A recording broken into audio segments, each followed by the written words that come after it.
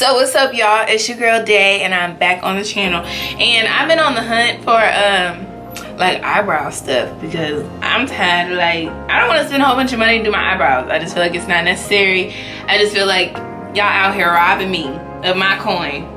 Like, I understand I gotta give my coin to you to get the product, but you can't have all my coin now, honey. So everybody's been talking about this Wet n Wild Khol eyeliner pencil to do your brows, because it's only $1 at the Dollar Tree, at the Dollar Store, at the Dollar General, and the Family Dollar. And I was like, okay, let me go get one of these so that I can try it out. So I'm gonna try it out and do like a little brow tutorial with it, and then I'll let y'all know if this is worth it. Well, I mean, it probably is worth it. It's only $1, but we gonna see if it works, because I like fleeky brows, and if I can get fleeky brows for $1, honey, we gonna get fleeky brows for $1. Okay, ready? Let's go.